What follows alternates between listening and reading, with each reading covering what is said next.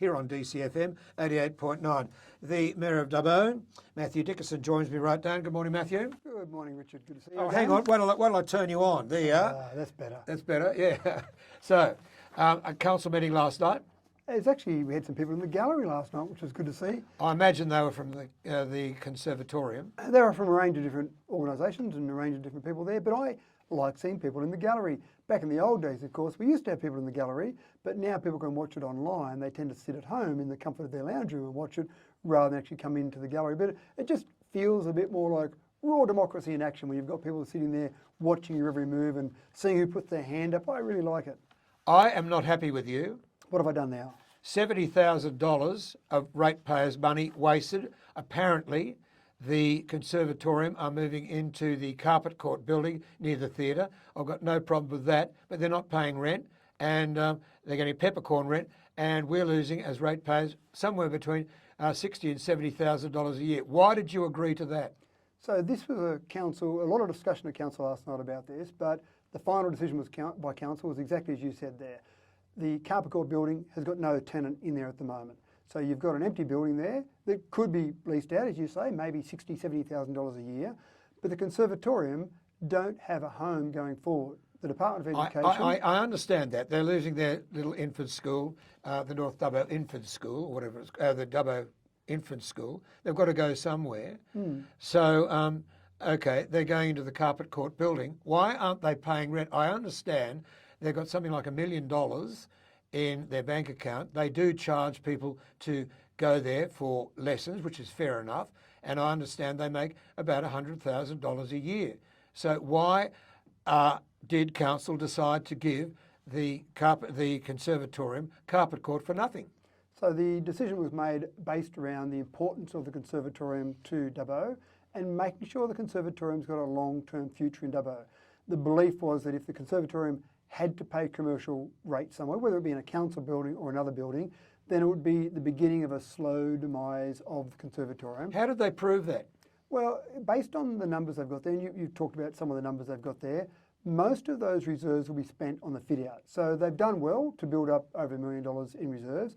They'll spend most of that on the fit-out, whether it be the carpet court building or another building. So then the reserves are fairly well depleted.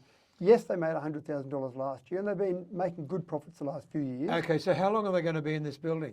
So there's a 5-year, the resolution from council last night was for a 5-year lease with then an option for another 5 years, and that'll be by discussion at that particular point in time. So potentially it could be up to 10 years in that building. Okay, so they've fitted out a building for $1 million, and I can understand that probably that's going to use most of that $1 million up.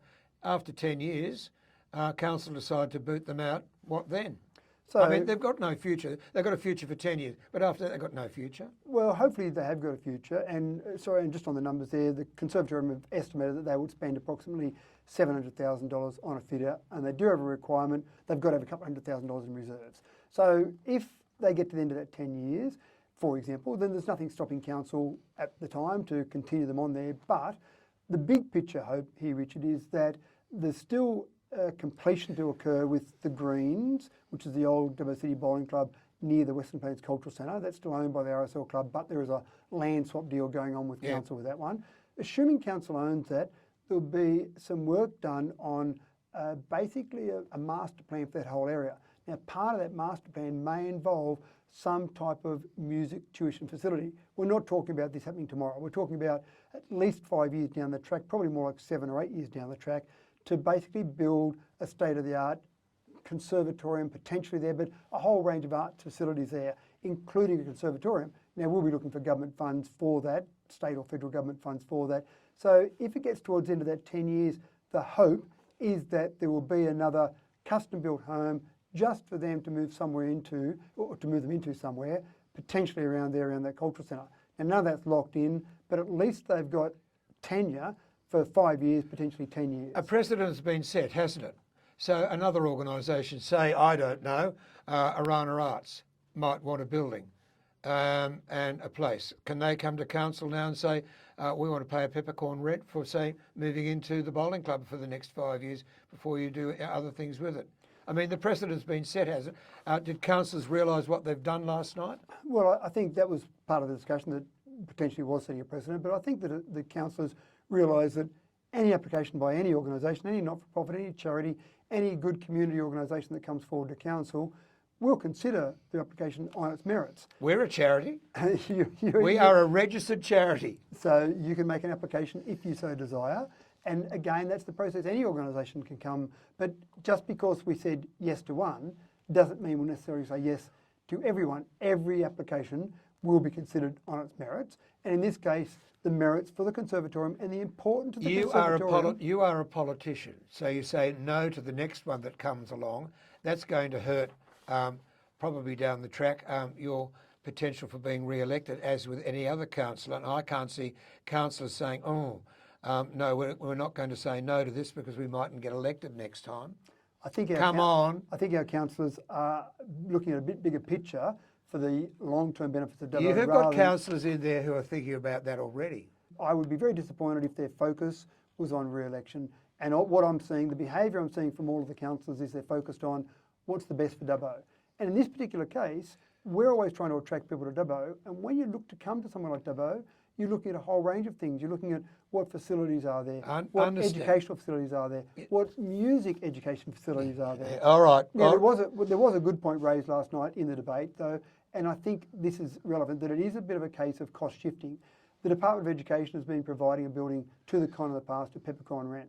They're no longer doing that. So rather than providing additional funds or another building, the Department of Education have said, you've got to find your own way. Now, that's when the Con knocked on council's door and said, can you help us out? Really, the state government should have stepped up and either provided another building or some additional funds. That was going to be my next question. Why aren't the state government paying, and why are the Dubbo ratepayers now up for a loss of potentially $70,000 a year in rent? Yeah, and it is an example of cost shifting, but this is what happens with councils. Did you vote for this, by the way, last night? It's irrelevant what the vote was. It's a council resolution. What a political answer. Did you vote for it, yes or no? Come on. The vote was 8-2 in favour of it. There were 2 votes against. Myself and Councillor Marn voted against. Thank you. But that's irrelevant now. I'll argue the toss until the toss. Once the coin lands on the ground, once the umpire's decision is in, that's a council resolution. So I fully support the council and the resolution that they made. And that's the case with all councils. They can argue the toss until the decision. But after the decision, it's a team effort, and I respect the team and I respect the decision of the team. Okay, we've got the situation regarding the swimming pools. They look as though they're going back to being privately managed, which will be a huge cost saving to council. What was the debate about that last night? Are we going ahead with those decisions? Are you going to look into it, or did it lose? So the decision was that we'll go out to a proposal, we'll request proposals. So basically we'll say to the community, put a proposal in. If you want to manage 1, 2 or 3 of the pools, so you can manage, say, 1 of them or 2 of them or all 3 of them, you can put a proposal in. It's similar to a tender, but we're not calling it a tender because a tender is very restrictive. We would have to put very specific parameters on it. In this scenario, we're saying... So how long before the proposal date closes? I don't know the proposal date closing yet, but we'll put something out there very shortly because we need to get things happening, because we want someone to be ready for the next season, for the next summer. So we'll do this very quickly. They'll probably have 28 days to put a proposal in, but I don't have those exact dates there yet. But the beauty of this is that people might come up with different ideas on how they want to manage it. We're going to ask for a 5-year proposal with potential of 2 1-year options. But essentially, we want to hear what different companies have got different ideas, because when we look at different swimming pools around the state and in fact around the nation, there are large companies that manage multiple pools. There are small companies that manage. Some councils still manage theirs internally. There's so many different options out there in the way they do it. How much maintenance are they responsible for? All sorts of things. So we're going to ask for that. But we believe, the council decision was that we believe it will be more efficient and a better outcome for the public if we have them managed externally. Couldn't agree with you more. It worked very well for a number of years, many years, with the pool situation. And basically, you get a better deal. The ratepayer gets a better deal if it's privately managed.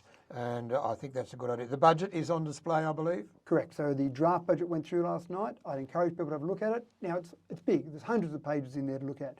What I normally encourage people to do is find areas that you're interested in. Find specific areas that you think might be relevant to you, because sometimes people might look at their area closer than councillors. We've got to look at the whole budget. And we might miss something in one little part of it, or might not be familiar enough with one part. Have a look, Put your submissions in. We want to hear from people, definitely. Good, so you can look at roads. Lewis last night passed a very good motion, or put up a very good motion to council regarding the axe grinding groover. Now, you better explain what that is. At Radri Park, which is the park, if you just go over the low-level bridge and instead of going on the highway, turn right, there's the Radri Park. That's right, yeah. Now, there was a rock move, the axe rock, so say that again for me, the axe grinding groove rock, thank you, axe grinding groove rock. That was moved from Terramunga Mine Reserve 20 odd years ago, maybe 25 years ago, to Radri Park. I'm not sure the Aboriginal community was entirely impressed about it being moved in the first place. It's been at Radri Park for those last 20, 25 years. And now with the construction of the new Dubbo Bridge, it will actually go through that Radri Park area. So somewhere needs to be found for that particular rock. Now, in relation to that, we don't know what Transport for New South Wales have got planned. So what Councillor Lewis Burns moved last night as a notice of motion, which was supported by Council, was that we go to Transport for New South Wales and say, we'd like you to move this back to Terramunga Mine Reserve, back to home, as the Aboriginal community would say, and we want the Transport for New South Wales costs, or the Transport for New South Wales to cover the cost of moving that rock. Yeah, fair enough. Yeah, and so that seems That's like good. It'll be sent back home. It's got to be moved anyway for the bridge construction, so let's take it back where the Aboriginal community. And Councillor Burns made mention last night of the fact that he'd done a poll amongst traditional owners, and about 75% of those said, let's take it back to Terramunga Mine Reserve. Good on you, Lewis. That's a good one. Okay. Park furniture. Apparently we can put chairs somewhere to remember people. Remember when Bobby Thompson was on council with Yes, us? I do. Yeah. The late Bob Thompson, and he died while he was a councillor, yes. That's right. And then we actually did move a motion through council to have a seat with Bob's, a memorial seat, if you like, just a commemoration of Bob being on council and passed away while on council. And that's in Victoria Park now. So the idea there is that that can happen, but it's an ad hoc basis. So we do have some memorial plaques or memorial seats or park furniture. But Councillor Goff actually brought this one forward because she'd had some requests in Wellington, and when she went to find out what the policy was, there was no policy. So this policy basically is on public display now, but basically sets out the idea that here are the guidelines, here are the rules, if you like, around having some sort of park furniture, a bench, a seat, that type of thing, or some sort of memorial plaque constructed somewhere. And there are certain rules about who might qualify for that and who bears the costs of that. So a whole range of things there. That policy is on public display. Have a read. If you've got some ideas about it, send those in. It'll can come back to council for formal resolution. Yeah, I agree with that. I think it's a good idea. The only thing I don't agree with you about is that what's happening with the Conservatorium of Music. I know we need it. I know they need a new building, but I think they should put their hand in their pocket and not just bludge off the ratepayer, which is what they're doing at the moment. I think it'll actually be really nice around that area there. It's the theatre. The building next door doesn't look great at the moment. Once you've got a tenant in there, they go and spend $700,000 on that. That'll make it fantastic there. And again, this will help people move to Dubbo. When people look at Dubbo, they look at a whole range of things. So I think this is important for the long-term future. It is. The good thing about it, let's be positive. The good thing about it is that it's next door to the theatre, and that it's a precinct, which is good. Yeah, all right.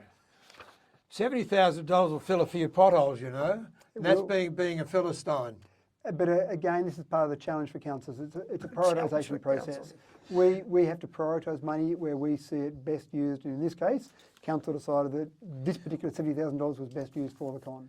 Thank you, Mr. Bear. My pleasure. We will see you on Friday at 10:15 after the next council meeting at the end of May. I'll be back from holidays just in time to interview you. Excellent. So we're going to do the committee meetings with someone else sitting in your seat? Yes, you do. Chris will be here doing all good. that. Yeah, Okay. Well, Chris can give me a hard time then. Chris can give you a hard time. It's 29 to 11 DCFM 88.9.